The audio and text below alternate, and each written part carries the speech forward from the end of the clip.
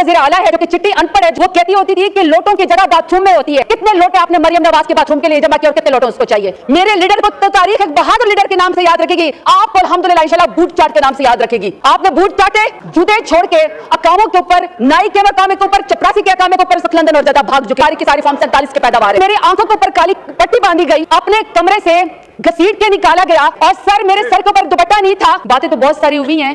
I wish कि sir यहाँ पे गवर्नमेंट के वो 2 मिनिस्टर्स यहाँ बैठे हुए थे जो इस वक्त बड़ी शोखियां मार के गए थे अपनी 26 आईनी तरमीम के ऊपर और कह रहे थे कि जी बड़ी मुबारकबाद पेश करते हैं हम दुनिया को, और आगे से ये भी फरमा रहे थे कि हमारी पार्टी को मुखातब कर रहे थे कि जी 5-6 आपके बड़े अच्छे बच्चे थे जिन्होंने ज़मीर के मुताबिक जो है वो फैसला किया और हमारी तरफ आ गए। आप 70 लोग भी अगर आना चाहें तो हमारी पार्टी की तरफ आ जाएं।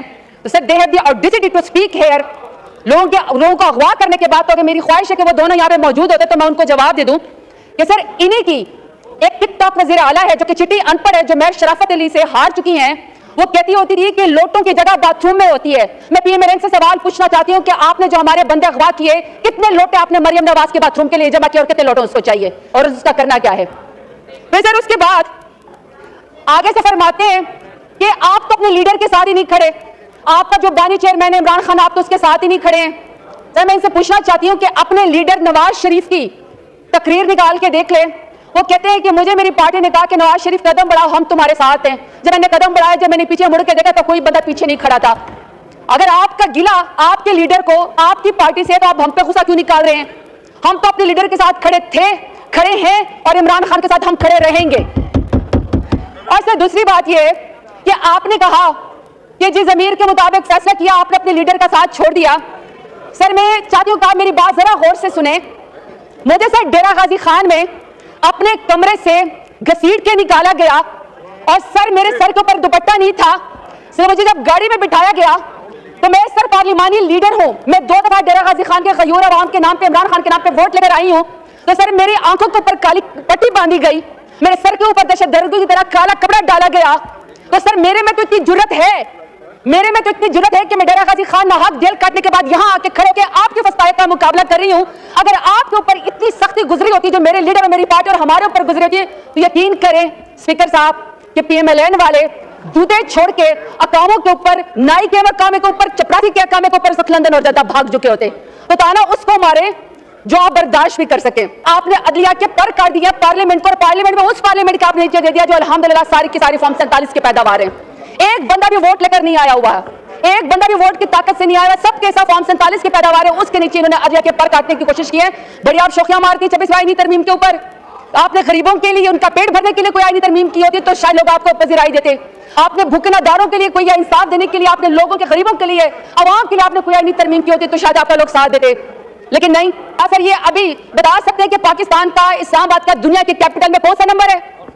आखिरी नंबर भी नहीं है सर, क्योंकि अब अगर आप इस्लामाबाद की तस्वीरें निकालेंगे तो सर आपको मकबूजा कश्मीर और मकबूजा फलस्तीन के मनाजर नजर आएंगे।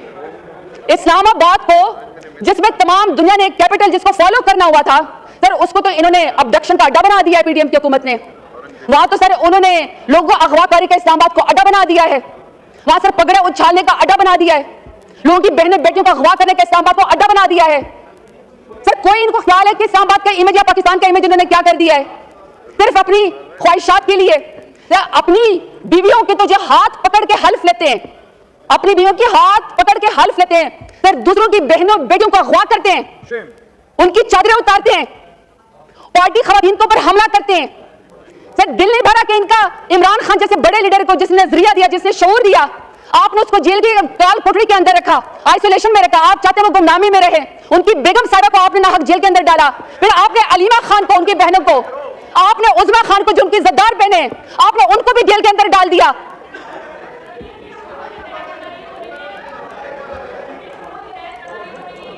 तशरीफ रखें, नो क्रॉस टॉक, तशरीफ रखें।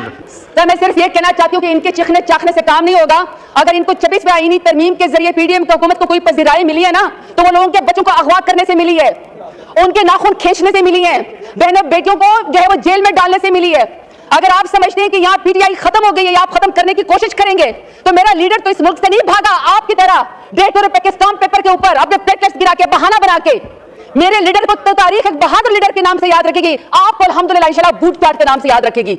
आपने बूट चाटे, आप लोगों को अगवा किया।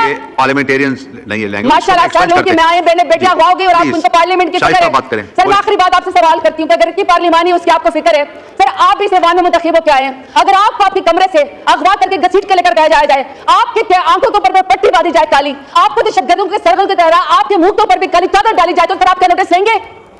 आपके ऐवान में लोगों के साथ हो रहा है, लेकिन आप लोगों को सर कोई फर्क नहीं पड़ता है। हम आपसे यहाँ पे सवाल सिर्फ ये करते हैं कि ये आपकी आईनी तरमीम के बदले आपकी पजीराई नहीं हुई, ये आपका तारीख में सियाह धब्बे के ऊपर नाम लिखा जाएगा। इमरान खान को अपना एक्सेप्ट करें, इंशाल्लाह ये 26 आईनी तरमीम आपको गले पड़ेगी। इमरान खान की पार्टी मजबूत है, इमरान खान तो इतना बहादुर है कि जेल से कहता है तो लाखों लोग उसके लिए बाहर आके खड़े हो जाते हैं। आपकी तो कसूम नवाज जब गाड़ी के अंदर हवा में लहरा रही थी ना ट्रेन के जरिए, तो एक वर्कर भी आपका बाहर नहीं निकला था। हमारे तो पुरअमन लोग, आप हर शख्स के ऊपर लाखों के लिहाज से, थोक के लिहाज से आप दहशतगर्दी और गद्दारी के मुकदमे रहते हैं। मैं सैल्यूट पेश करती हूँ अपने तमाम एमएनएस का कि आप डिगे नहीं, आप डरे नहीं, आप झुके नहीं और अपने बहादुर लीडर इमरान।